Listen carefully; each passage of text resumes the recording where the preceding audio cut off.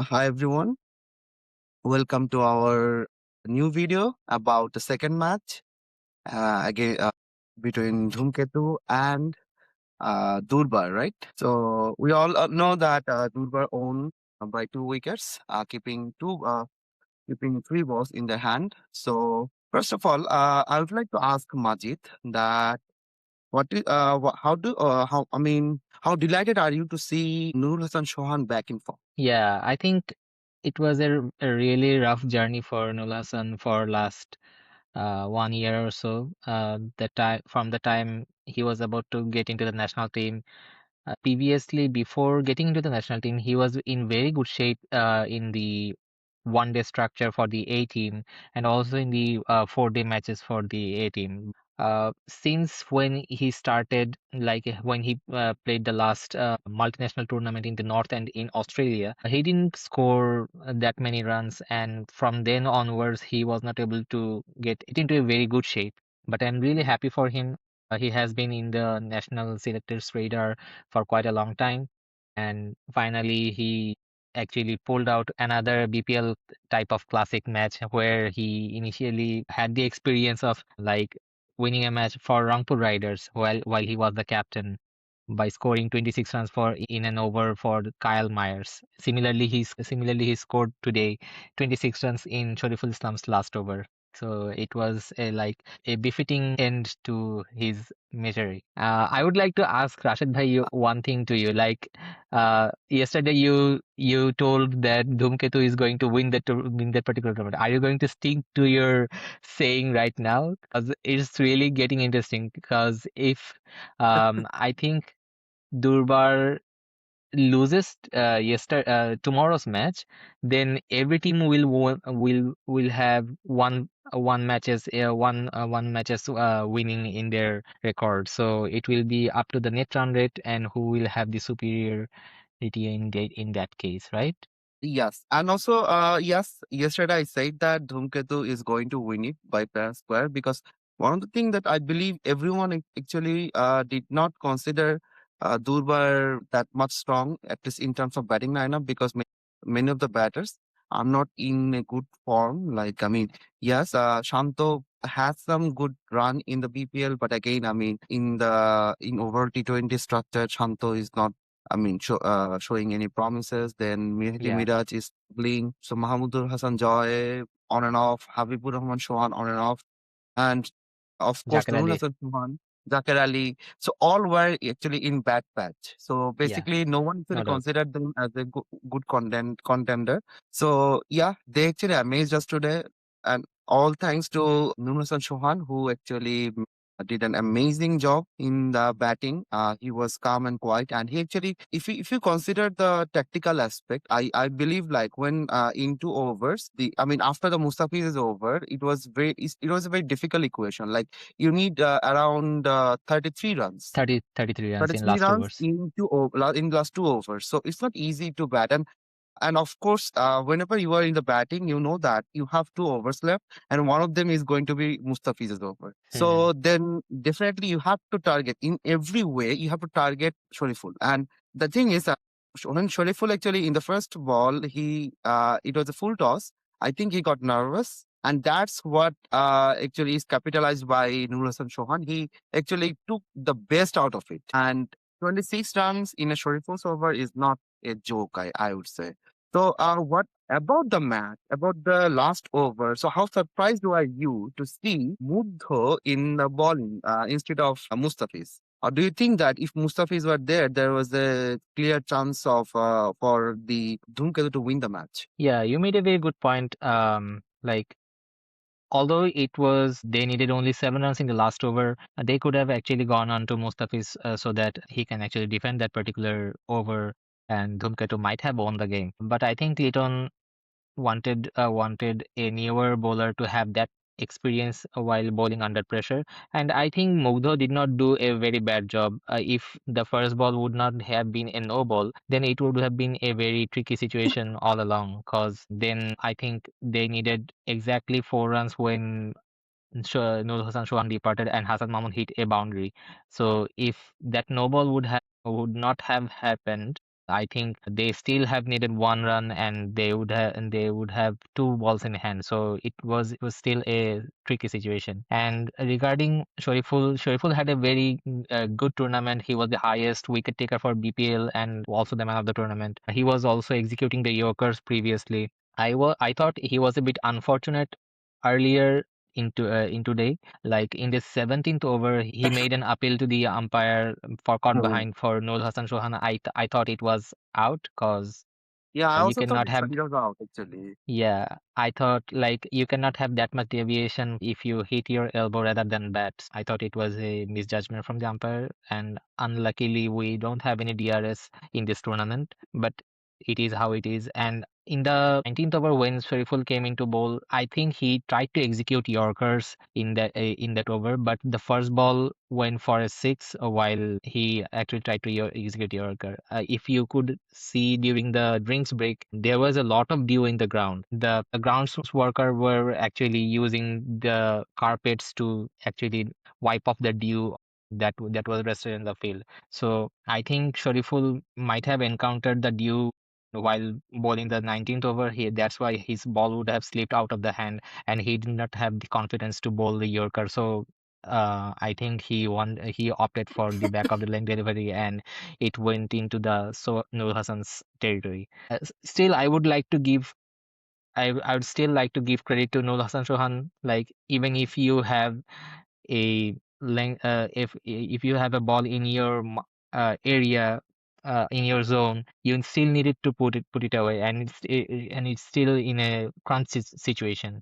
So I think kudos to Nur Hassan Sohan in that case. And also, I'm delighted to see Nurul Hasan hitting a six in the offside. I mean, I was really surprised that, oh, finally, I'm seeing Nurul Hasan playing. Like, I mean, because, I mean, if you look into the Asia Cup and in many of the matches, he's always trying to play either the cheeky shots or the shot, I mean, try to hit it on the onside. But I think today, actually, he batted sensibly. He was not Hmm. attempting this sort of the unnecessary cheeky shots that always make it, get him out. So he was just playing in a straight bat. He was just hitting Hmm. the ball.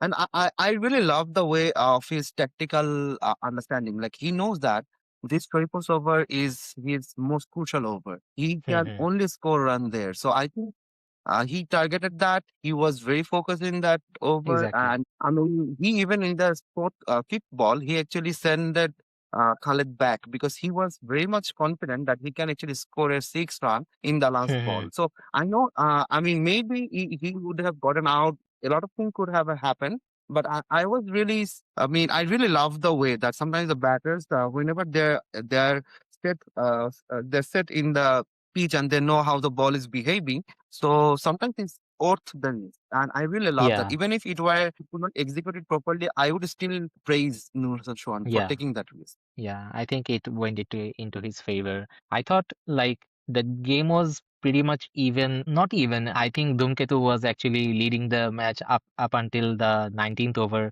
Then Nurul Hassan Mm. actually played blinder, and who knows if Mustafiz have bowled the last over, we would have had a different scenario and different story to tell. One thing I want to ask you that, I mean, how brilliant Mustafiz is. I mean, if you look into his 18th over, I mean, it was completely unplayable. Like, I mean, you know what's coming, but still you do not know how to face that. So what's your Exactly. take on Yeah, I think Mustafiz is a class act. He's renowned all over the world. He had a very good ILT20 in Dubai and Abu Dhabi. He faced a lot of high quality international players who were renowned for playing all around the domestic franchisee cricket leagues. He dominated there. He was the highest wicket taker for Dubai Capital up until he left the tournament. Actually, he was in the top three or top two for in the overall highest wicket taker list, right? You can imagine how special he is. I think in the last ILT20, while I was watching some of the matches, the broadcasters actually nominated one of the delivery bowled by Mustafiz as a fish special delivery because they did not that? put one particular delivery of Mustafiz into any of the category, whether it is an off cutter or leg cutter. They just named it fish special. So you can imagine, like, even if you know what is, everybody knows that Mustafiz has a very brilliant wrist work. The ball is going to turn away. Even if that even after that, they cannot actually read him and play the ball accordingly. Similarly, what that also happened to Nurul Hasan Sohan today. Like he knew that Mustafi is going to bowl a lot of cutters, and some of the balls are going to like put into the length, but still he could not just go and put it away. So that's really special, and we are lucky to have a bowler like Mustafiz in our team, and hopefully we will have a great service for the in near future from him. And also, it's great to see that Mustafiz actually got picked in PSL. After Hmm. that, everything what happened in IPL. So finally, he will be playing another big franchise tournament. But do you hope that he will be in Big Bash someday? And do you think that Mustafiz will be effective in Big Bash? What is your take on that? Yeah, that's a good question. I think if you think about the case of Rishad Hussain, most of the people are from even the people of our country did not actually think Rishad would have been a good prospect in case of Big Bash, because the Aussies are renowned for big hits. They thought that Rishad would have been going under a lot of runs, but Rishad has been the highest wicket taker for Hobart Hurricanes, right? And he did a very good job. Mm. He even bowled the 19th over in some of the cases, And also, only considered 1 or 2 runs. 1 or 2 runs. So you can see how much potential the Bangladeshi players actually have, and they can actually show it to the world once they get that particular platform. I guess Mustafiz, why not? If he gets any chance to play in the Big Bash, he will be able to show the world. I think I'm really delighted to see Mustafiz in the, I mean, in the big bash because I know that naturally wherever he plays, he naturally played in IPL, he played in ISL, or naturally in this sort of ground, I mean, in this sort of pitches, they actually try to use the bit more spin friendly wickets sometimes in certain cases, or either batting friendly wickets. I mean, like having Mustafiz in a bouncy trap, that how he adapts, it is a great is something that I really love to watch. And one of the thing I believe about Mustafiz is that I mean, in recent times, the way he is using his brain to ball, I mean, the way he Hmm. is like using his wrist, I mean, everything is completely unnatural. I mean. I can say that even like after before 3 or 4 years ago, we were saying that oh no, we are not getting Mustafiz back. Oh, Mustafiz Yeah, is only effective in starting like pitches. spinning track or something like that. But now it's not the case anymore. I mean, Yeah. he actually, I mean, the way he balls during the death over, I mean, even actually, you don't need to look at the number of wickets he takes because, I mean, that's not how you judge Mustafiz. I mean, in the death over, I mean, even the biggest hitters, they got deceived by him. They know Hmm. what's coming, yet they cannot actually play the shots. So Hmm. they cannot actually face the ball. So it is amazing to see that Mustafiz in this level where he's dominating the international cricket right now. And I mean, because I remember that like Mustafiz in 2015, when Bangladesh cricket started to getting some kind of, I mean, good touch in the international cricket and the way Mustafiz actually dominated Indian batters, even in the T20 World Cup, he actually against New Zealand, I still remember that Yorker that I think I forgot the batters, but he actually, I mean, the batter fall down because of the youth. So I hope that he can continue like that maybe 4 or 5 more years. And he is Hmm. getting more and more mature nowadays. He is using the tactical understanding of the game. He is understanding the batters. Then he's bowling. So he is a real great asset. And I would really love to see him in Big Bash. So Yeah. do you want to mention a few notable bad performances that needed today that is needed to be looked at? For example, I would say Nazmul Shanto. I'm actually a bit felt upset about Habibur Rahman Sohan because the way he started, Hmm. he could not actually capitalize on that. Yeah, there are a few names like who I would like to mention, like we actually expect a lot from them. We had a lot of dream about performing in the big stages, like Arif Hossein Rubo, one of the key players that we thought would be the next biggest superstar after the five superstars we had.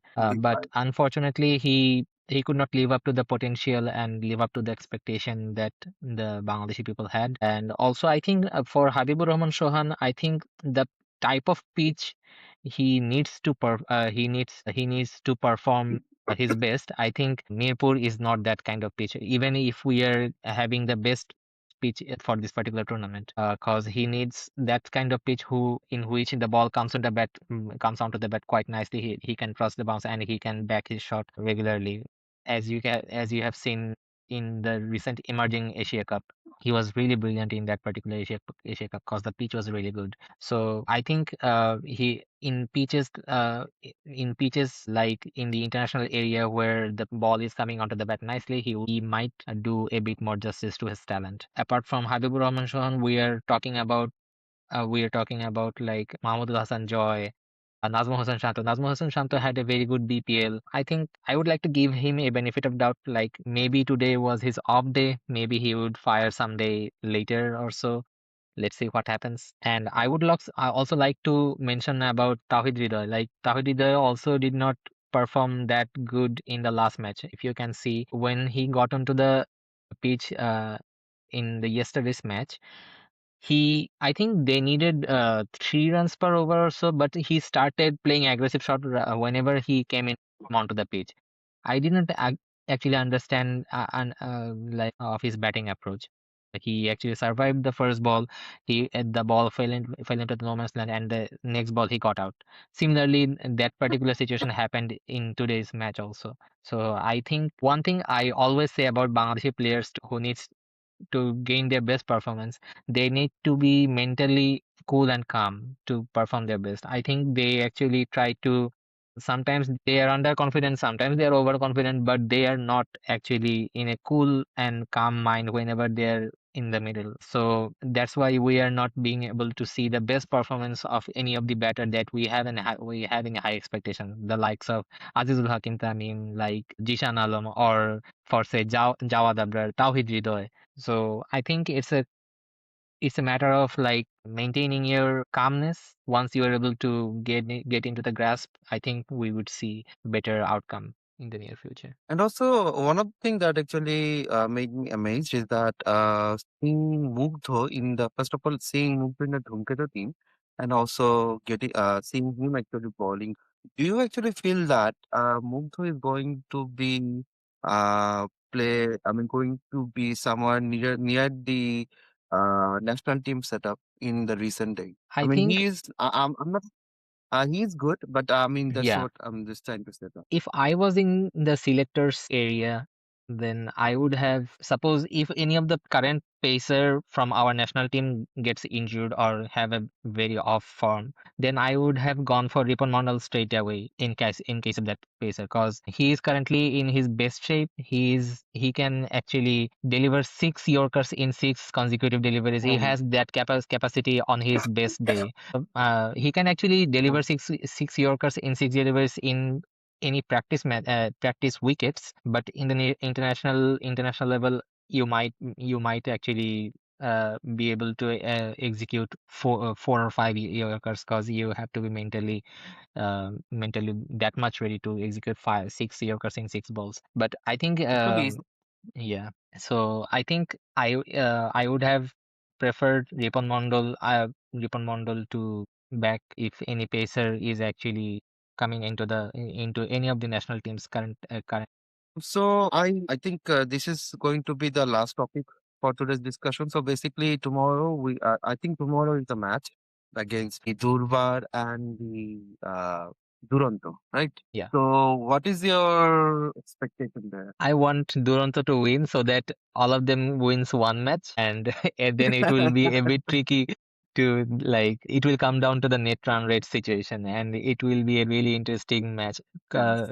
Yeah, people are saying that this particular tournament is not getting that much hype, but I saw the stadium was almost full today. I don't know, like, why people are like spreading such misinformation. Those who have actually missed today's match, they have actually missed a blockbuster. It was really a Yeah. like a very interesting match. It would have really actually give you much A lot of pleasure to watch this match. expectations were there. A lot of chanting was there. I really love the environment there because I mean I know that it doesn't look like a very serious tournament. I understand that many people are trying to say, oh, it's not a very serious tournament. They're just having the fun. Yeah, they're not playing T20 World Cup, and that's why they they're playing. But my point is that if you look into the gallery, there are a lot of people that are chanting and they are Mhm. enjoying the matches. And the matches are Mhm. not actually, I mean, they are serious. I mean, yes, Mustafiz did not play in the last over. Again, it's not, they're actually, I mean, because it's not exactly an international level match, so that is why they did some experiment. It didn't actually, it was not bad experiment, I would say. Now the thing is, people are enjoying that. There were a lot of crowds, so I think I mean I'm really excited to see the I mean the way the Odomo tournament is going on. I hope. Actually, I feel like if it were like a two-leg matches, like there are three more Yeah. matches there, it would be great. But we only have Yeah. two matches left. And yeah, it would be great to see Duronto win the next match and it becomes a tight tournament. Yeah. But obviously, for that, Duronto needs to do a lot well in their batting because if you remember the last match, their batting was extremely bad. Of Mhm. course, players like Akbar Ali, Mahidul Ankon, they have to take the charges because obviously they're the most experienced member of the team. If they can take the responsibility, it will be helpful for the youngsters like Jawad Abrar or Azizul Hakim Tamim to actually play the natural game. Because when you see that your senior player is responsible, Hmm. like, I mean, in today's match, just think about it. Nurul Hasan Sohan is a very experienced campaigner. So whenever he was playing, I mean, he was on the crease, and it looked like yes, he is controlling the game. So this Mhm. actually helped others. You see that whenever he got out, Hassan Mahmood came along and it scored the 4 run. That was Hmm. genius. I think it is great. I hope, yes, like you, I am also thinking that maybe Duronto win the next game and we see that net runner team come along, right? Yeah. So that's all for today. Tomorrow, we hope after the match, we will be back again with our new video. And please subscribe to our channel, keep supporting us, and hopefully, we can give you more and more good contents.